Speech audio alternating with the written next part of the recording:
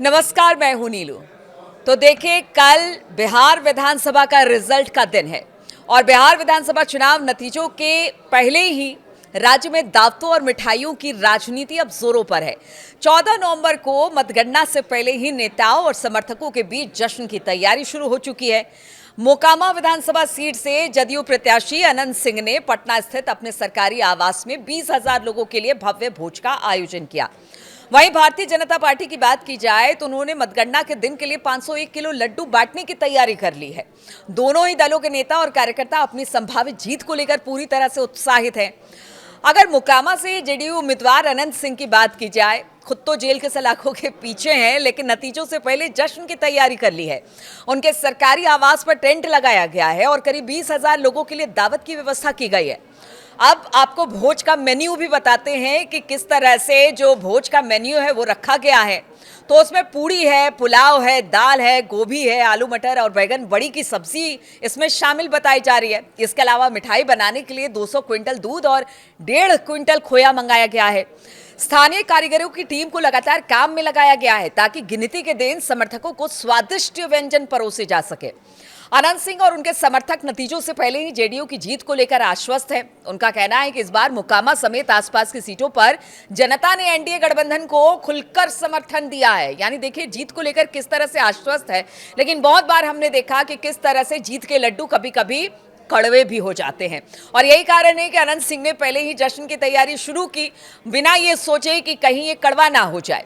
दूसरी ओर भारतीय जनता पार्टी की बात की जाए यानी बीजेपी की बात की जाए तो 14 नवंबर को मतगणना के दिन 501 किलो लड्डू बांटने की घोषणा की गई।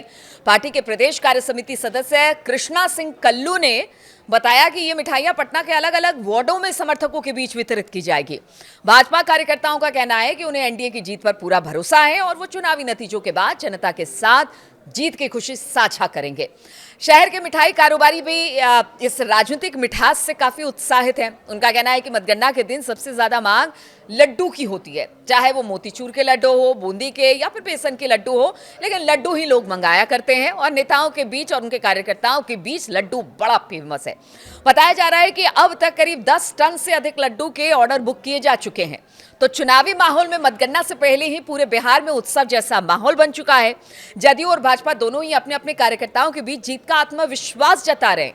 वहीं अगर राजद और महागठबंधन की बात की जाए तो कई नेताओं ने समर्थकों को सतर्क लेकिन आशावादी रहने को कहा है। लेकिन इन सब के बीच राज्य की सियासी तस्वीर बेहद दिलचस्प बनने जा रही है और मतगणना के दिन हर सीट पर कांटे की टक्कर और कांटे का मुकाबला देखने को मिलेगा।